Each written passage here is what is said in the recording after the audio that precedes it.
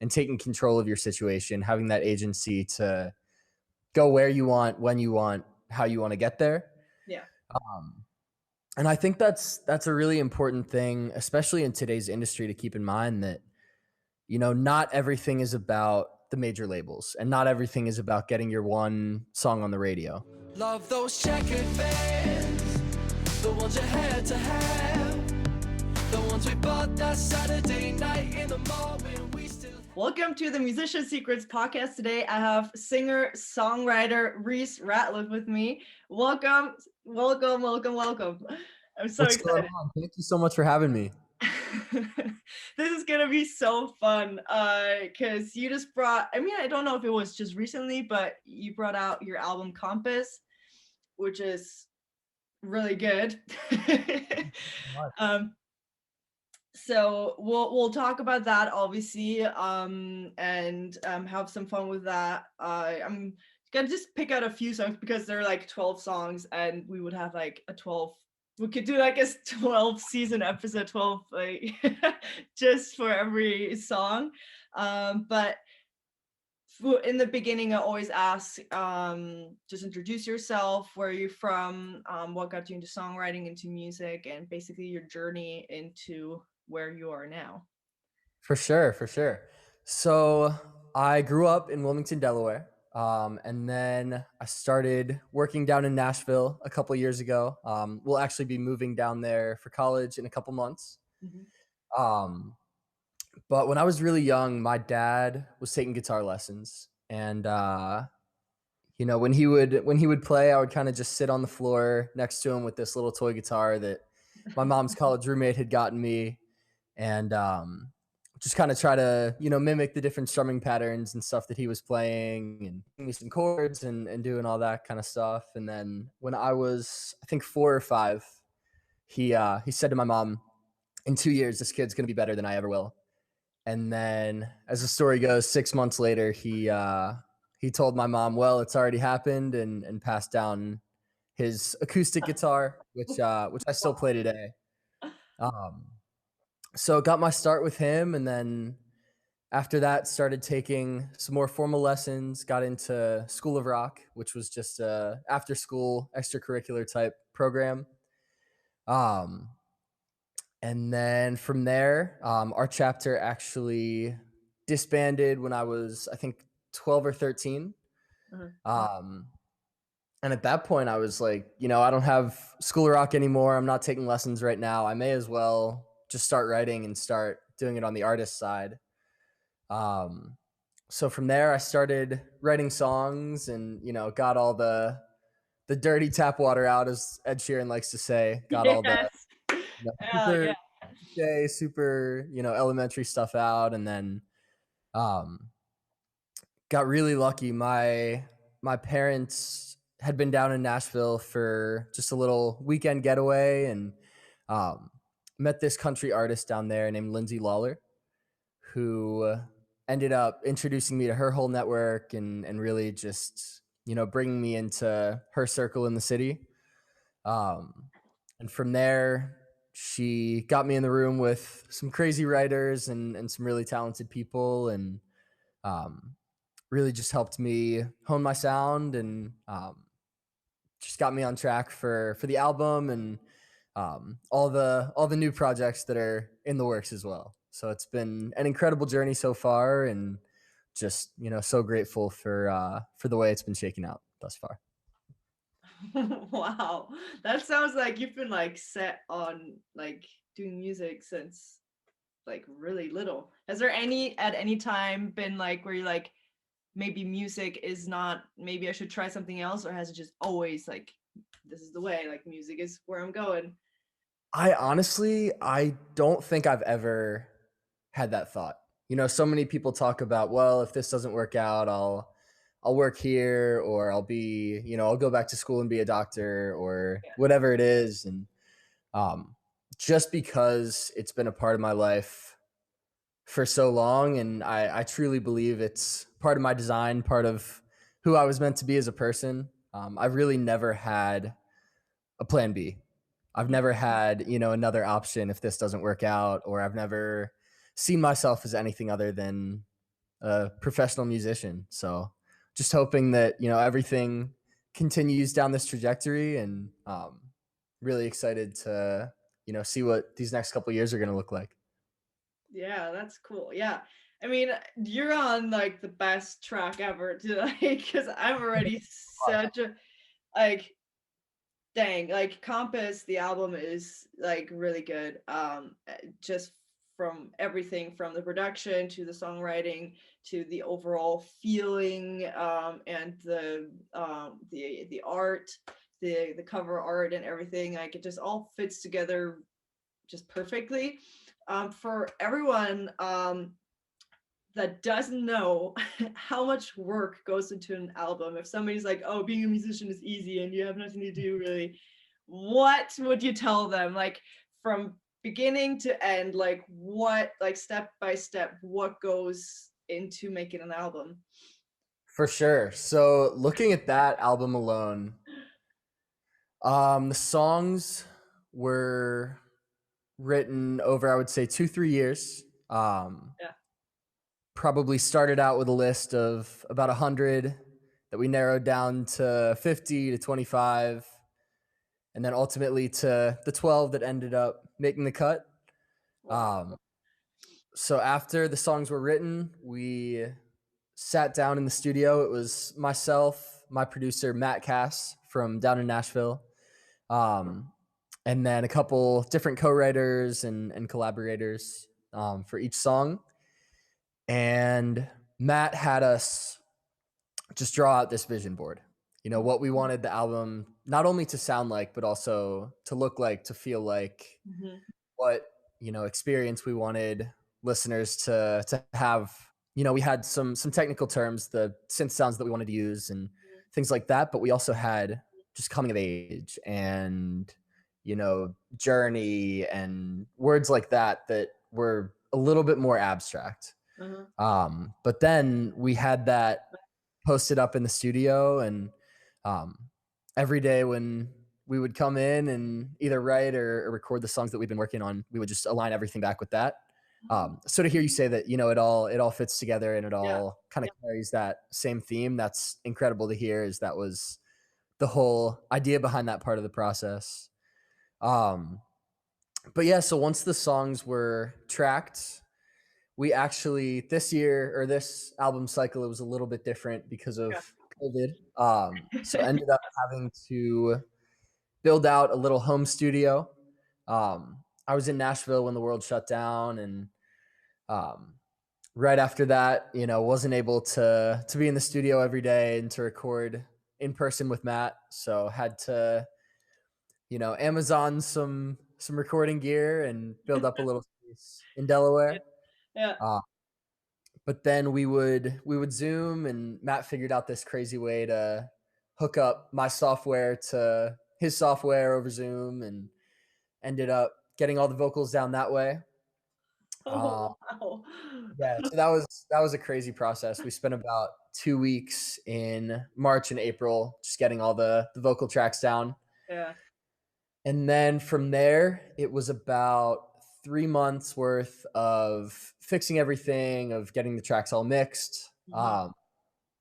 And really getting the production up to where we wanted it to be. Mm-hmm. And then once we were happy with all the songs, we sent them to a company called Sterling Sound down in Nashville, who did the mastering, Mm-hmm. which basically takes those mixed tracks and just puts a little bit of extra polish on the top. Mm-hmm. Yeah. um, Brings out certain frequencies, certain parts of the track. And so we had them mastered, and then from there it was all about the artwork and the promotion, and um, ended up spending about 100 hours getting press contacts together and doing all the reach outs and all that crazy stuff. Yeah. Shot some music videos, some behind the scenes type content, and um, so yeah, I would say it's definitely a little bit more of a process than just writing the songs, Yeah. but I've been super lucky to have an incredible team around me every step of the way. And Matt and my co-writers Jake and Chris and Amara and another Chris, all the people All that the I wrote songs credits. with, and all the curses. From them to Pat, my videographer, and Jeremy, my photographer, my management, Lindsay, my everyone that's been surrounding me throughout this whole journey. It's just been such an incredible workflow. Just great people to be around, and really made every step just an absolute pleasure. So very, very grateful for this album. It was definitely bittersweet.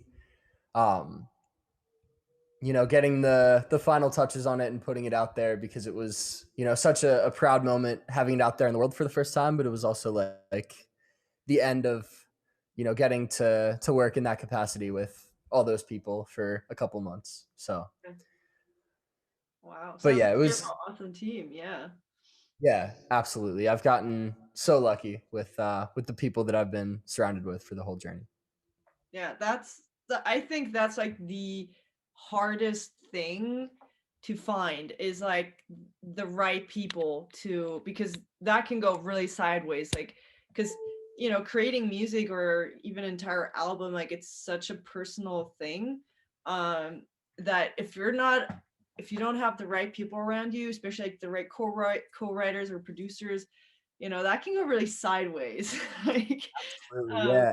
We went through 3 or 4 different producers too for this album before we found Matt, and yeah, uh, every time, being the 15, 16-year-old kid that I was at the time, I was like, I want to get it out now, like I want yeah. to do it all. And luckily Lindsay was always there to put the reins on and be like, why don't we do another track with him, see if he's good.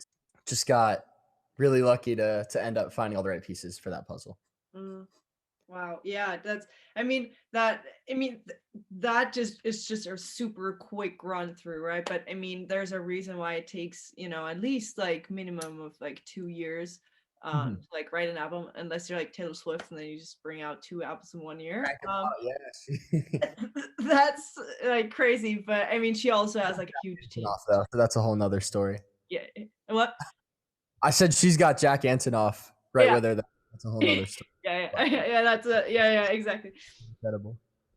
Um, but yeah, so you said like there were so many songs. How in the world do you pick and choose which ones go on the album? Because for me, I know it's like it's so hard. Like, do you go by themes? Are you like, maybe this is for a different album, or is it like how do you even, go from like 50 songs to like the 12th that actually made it? Yeah, I would say that was definitely the hardest part of the whole process. Yeah. Anytime you write a song, you bring that new energy into the world, and it was it was almost like, a parent picking, which of their kids they like the best. It was Exactly. That's like the hardest thing to do. yeah. But yeah, so a lot of it was around, which of these 50 tracks really align with the vision board. Mhm, Uh, which of them do we think that we can build really strong tracks around, and do we think that we can, um, make everything sonically line up with the rest of the album? And like you said, there were a lot that it was like, dude, this is a great track, but not for this album. mhm. We had some slower songs where it was like, this is, a amazing song, but it doesn't fit in at all with, Checkered Vans and More Than You Know, and Yeah, some of the bigger pop tracks on there. And um so I mean, I still have, all of them ready to go. Hopefully there will be a way to get those out in some capacity in the future. yeah, um but always writing, always, having to make those difficult decisions between your children, pretty much. yeah, yeah. Wow. But I love, this is the first time I'm actually hearing that you actually like had a board where like your vision board where you want the album to go, what its purpose is, what the feeling is, what you want to, bring across. Like I think that's genius, because and you can definitely feel that in the album, that it has a clear vision, a clear direction. I mean, that's, I think Compass is so fitting, but you know, it's and you can definitely feel that throughout the entire album. There was not a song in there where I'm like, you know, it's like, I don't know really what this is trying to do. Like what I never once had that feeling. It was just like, wow, it just all kind of goes together also lyrically and from just everything.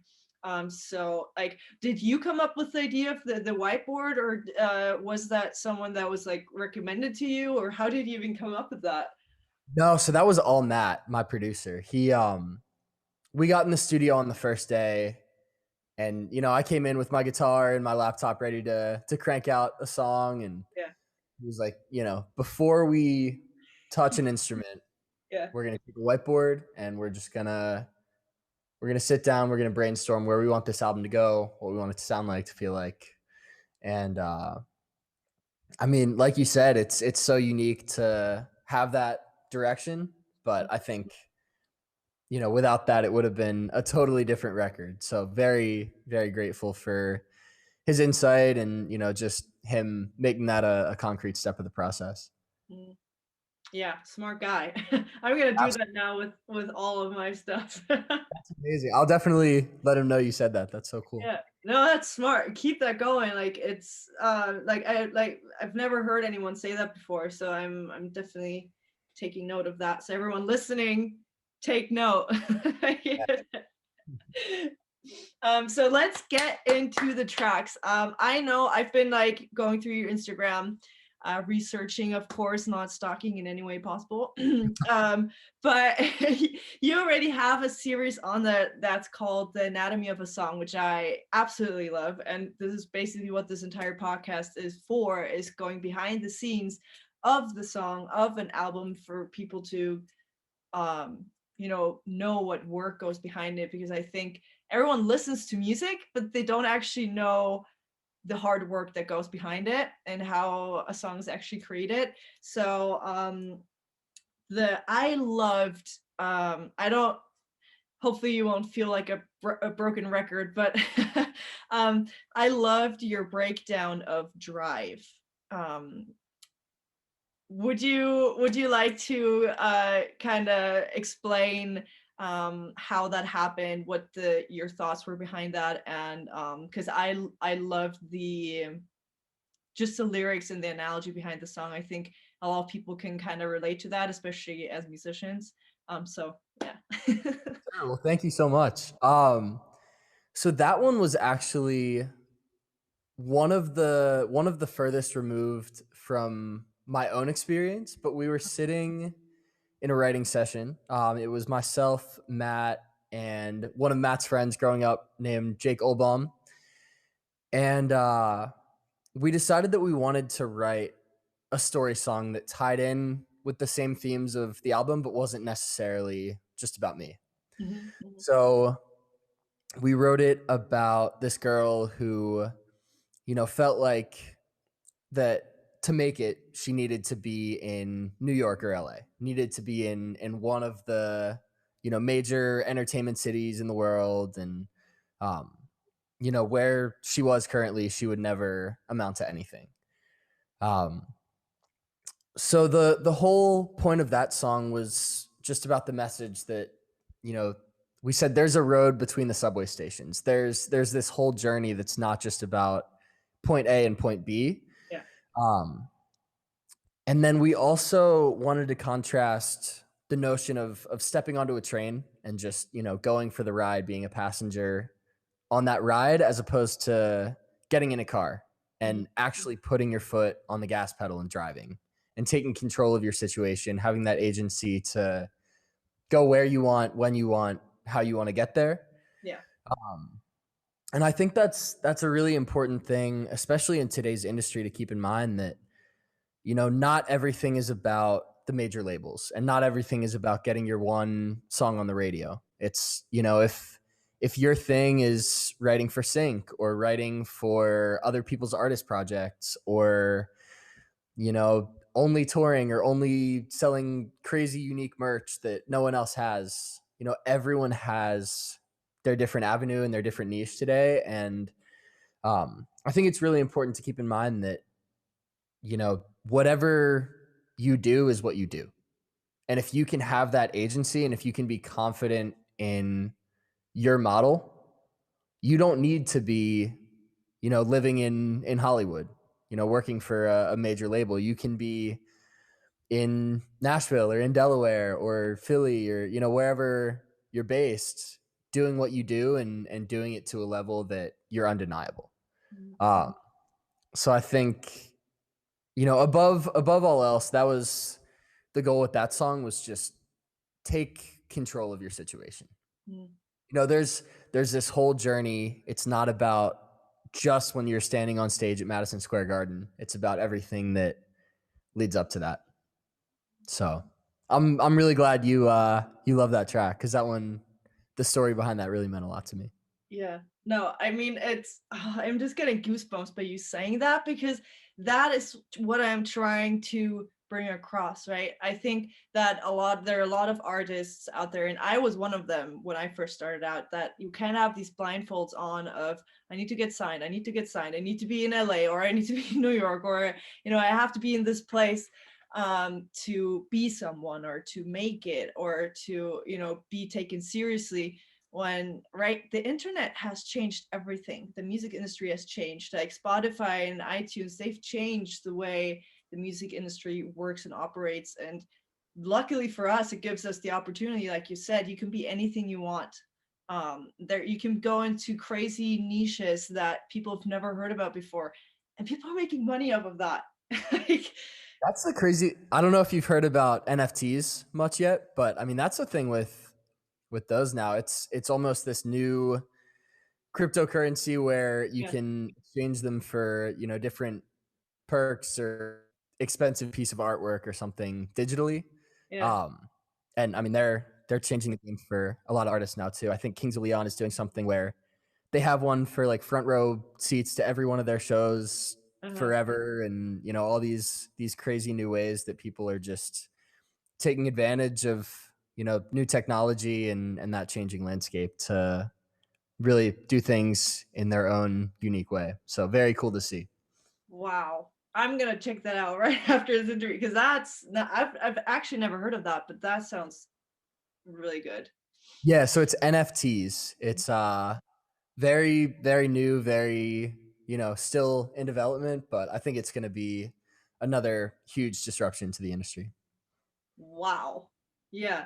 So that's what I'm trying to say. That's why on this podcast, I'm bringing so many different musicians on here from different walks of life, from different parts of the world. I don't care where you're from or what you've been doing. What I care about is, what are you creating now? What are you using your music for, right? And I don't care if you're doing it full time, if it's just a hobby or part time or whatnot. Like, there's just so many people, musicians, that are making a living off of this, and I hopefully it's like an eye opener that you can do it. You can do it, and that's why I think I just connected so deeply with that song. And also when I heard the kind of behind the scenes, I'm just like, hallelujah, someone that's finally speaking my language. Absolutely. Well, I'm so glad you love that one. With another one that I really liked was, of course, was checkered Vans. I mean, I love Vans. That's pretty much what I wear most of the time. I don't have checkered ones, but I have pretty much all the other ones that are like under the sun. Um, but you also did a video on that. So that is actually a little different writing style. How does that work when you're like with other co-writers, and how does that, like, the idea flow creation situation work? For sure. So that's been the coolest part about Nashville for me, I think. When I first got down there a couple of years ago, like I said, Lindsay Yeah. threw me into a write with these two incredible women, Emily West and Amara Hall. And I had never written with anyone else before. I had only done my solo stuff, and um, just learned the process of bouncing ideas back and forth and everything. So by the time the the album rolled around and when we were writing Checkered Vans, it all just felt so natural being in a room like that. Mhm. Um, so I don't know if you know Alexander 23, but he has a song called Dirty Air Force Ones. And at every show, um, people will come with pairs of Air Force Ones for him to sign and like, just do all this cool, like behind the scenes, backstage type stuff. And Yeah. when we were talking about how do we, unite people with this record, how do we make it a truly universal thing? Yeah.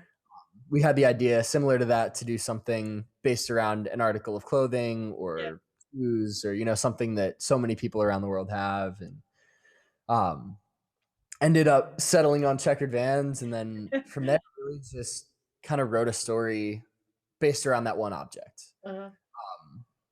Tied in some personal experiences and tried to bring in all the notions of that first love, feeling like you're living in a movie and just really falling head over heels for someone for the first time. And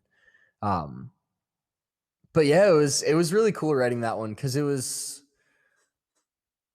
almost like Drive. It was telling a story that wasn't, you know, exactly about myself and my life, but also, bringing in, there's that line about the notes you used to write. And, I had a girlfriend who would fold up these little origami notes and like, just leave me these notes in random places. And Oh.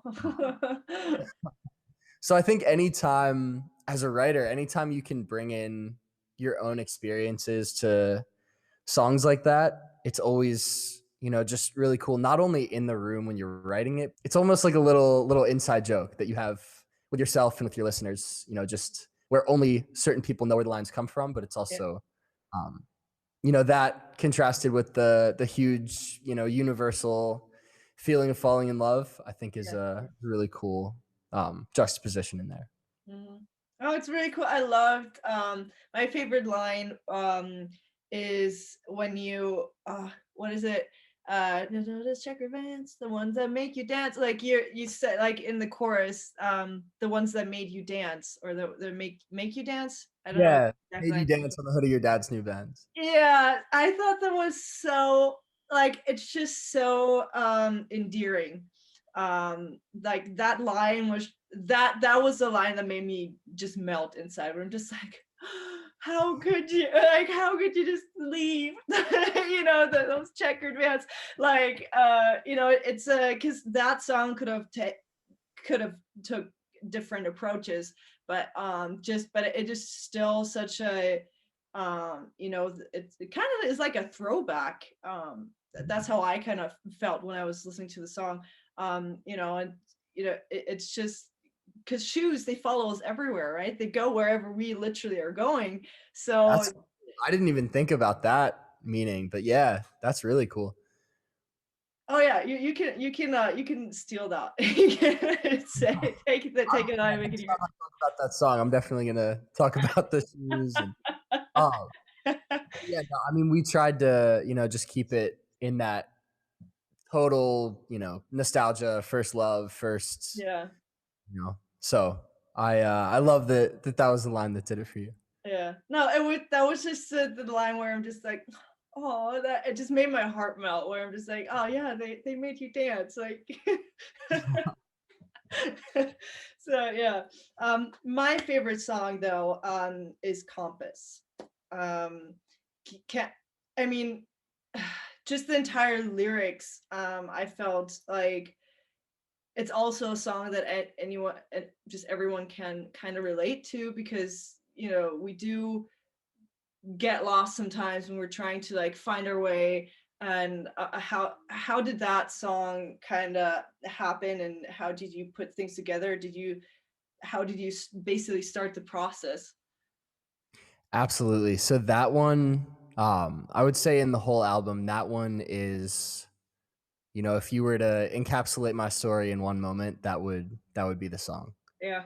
Um, so summer after sophomore year or spring of sophomore year, I guess, I finished school about 2 months early, took Mhm. my finals early, sped up all my coursework.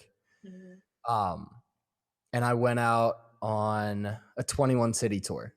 Mhm. So I was 16. I'd gotten my license 8 days before, uh, Wow. and Yeah. somehow convinced my parents to let me drive myself around the eastern half of the U.S. And so, I mean, in that song, it says, "I've been crossing state lines since 16, set out on the open road with just my six strings, always searching for a way to get back home." Mhm. So, I mean, with that one, we just, having it as the title track, we really just wanted to tell the story. Mhm.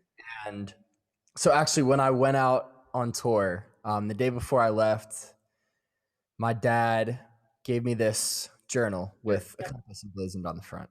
Mhm. He said, "Listen, you can go, but you have to write in this journal every night."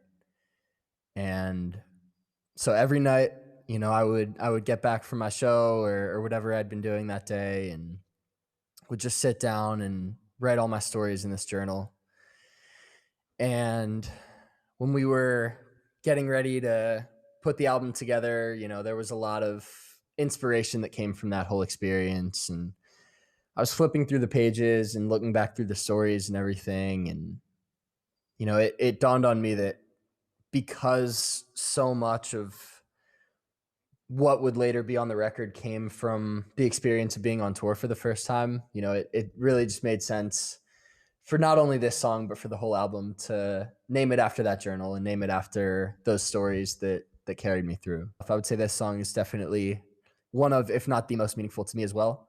Mhm. Um, just because, like I said, it really, if there's one snapshot, it's definitely this one. So Yeah. No, that one just kind of jumped out at me. Like it was, I don't know, that one just kind of felt more personal, more like it just felt, I don't know, special. I can't really explain it. Like, um, maybe because I could also relate on a, personal level with that as well. But so yeah, you could just feel that one was just a little different. At least for me. well, yeah, I mean, I love hearing that because the key with any big anthemic indie pop sound stuff like this, Yeah. you want to tell your story in the verses, but you also want to make sure that the chorus is always tie back to everyone.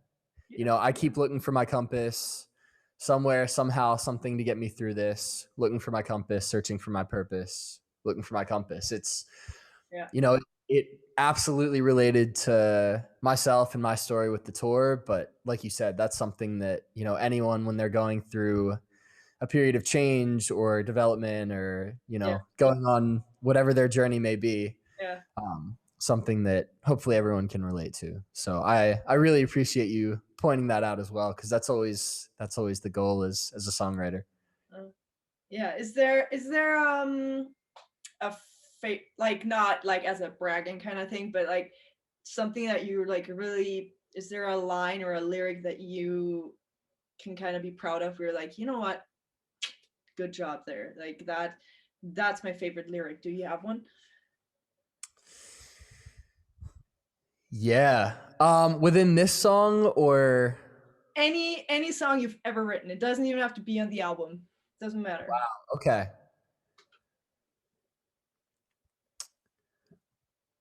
Oh, okay. So one that comes to mind for me is the song "Free," the closing track of the album. Mhm. So that one I wrote about my little sister who's been going through some crazy physical health and mental health challenges the last couple of years. She had Lyme's disease and a crazy host of other stuff that came along with that, insomnia and um, all sorts of craziness. And for years, I'd been trying to find the right words and just had never been able to. And we sat down. It was myself, Chris, and Matt, and we wrote "Free." Um, and I was listening back to the voice memo, the work tape that night, and the the second verse wasn't really doing it for me. It didn't have, the meaning that I wanted. And in the session, hadn't really been thinking about my sister and her story at all. But I was listening back and I was like, you're so dumb. Like, this is the moment where you tie it all together. And Mhm. so I sat down at my desk. I texted Matt and Chris. I was like, hey, like, it was like 2 a.m. at this point. I was like, hey, not sure if you guys are even up, but like, I'm gonna give that second verse one more shot and send it over, see what you guys think. And I don't remember exactly what happened next, but I think about 5 minutes later, I was, just looking down through blurry eyes at that second verse, and um, ended up hearing it back in the track, and just remember that being a really visceral moment, hearing that for the first time, and just being able to tell the story in that way. Mhm. So I think that is definitely one of my favorite verses, a couple of my favorite lines that I've written so far. Wow, that's special. That's that's I mean, oh gosh, songwriting is just such a powerful tool, and you can do so many amazing things with it. I mean, it's that just shows once again, how therapeutic it can be also sometimes. What's your favorites? What's your favorite part about writing songs? I mean, I don't know. I love it all. I feel like I'm a natural storyteller, so I always love being able to just share my experiences in that way. Hmm. But also with co-writing, there's just this different energy, and I really love just getting in a room with people that I can be 100% honest and 100% myself with, and really just tapping into that energy, and feeling the vibration of whatever's going on under the surface there, and really just letting that make its way into the song. A lot of people talk about, you know, downloading ideas from the ether and all that kind of stuff. And um, while I like to think that the people involved have something to do with it, there's definitely a power in the idea that we don't write these songs, we just write them down. Hmm. And Yeah. I think anytime you're in a room with, two, three other people that really get it and that really understand themselves, that understand you, that understand, what's really going on, it just creates this feeling that really just can't be matched by anything else. So I would say that's my favorite part, just, tapping into whatever's going on and being able to not even write the songs, just write them down. Yeah. I love that. I love that quote. We don't write the songs, we just write them down. Awesome. I'm gonna use that as my next Instagram post. Ooh, I'm not sure if I'm quoting someone on that or if I'm just saying that. I won't, I won't take credit for that one just yet. But It's kind of, I think we get sometimes, and this is something I've talked about on a different podcast, talking about like ego and how it can, if it gets kind of too big, it kind of also ruins us. But you kind of need a certain type of, confidence, to kind of get things going. So I think that is a really, humble way at kind of being grounded, to be like, you know what, yeah, I've put out an awesome album, but I just wrote it down. well, thank you so much. So my grandfather, who passed away a couple of years ago, um, one of the biggest things that he instilled in me before he passed was humility. So as long as I can remember, that's always been my promise to him and my promise to myself, that whether it's writing songs in my bedroom or playing Madison Square Garden, that's something that is non-negotiable. Mhm. So I really appreciate you saying that. Wow. Yeah. That's very, very good advice. Just a very wise man. He So certainly was.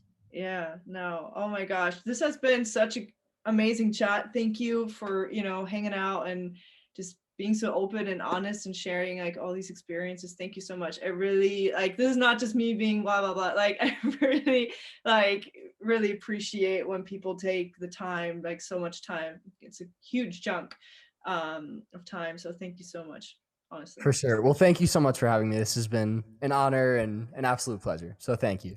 I have one last question. Okay. What makes a good song? What makes a good song? Okay.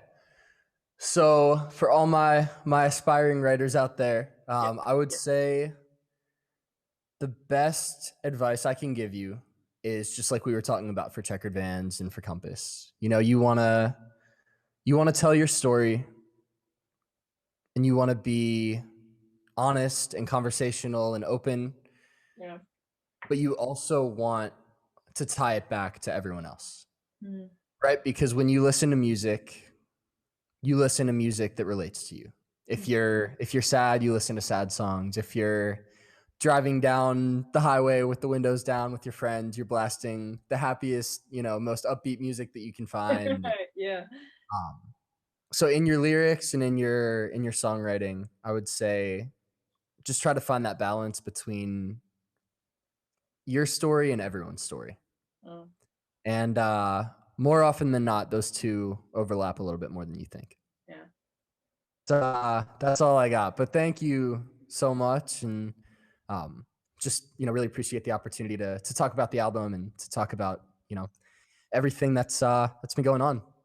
Yeah, of course. I love nerding out about music and just sharing stories, because that's all life is sharing stories, your own stories, other people's stories. That's what connects people, and that's why music is so powerful. When you use songwriting as a storytelling tool,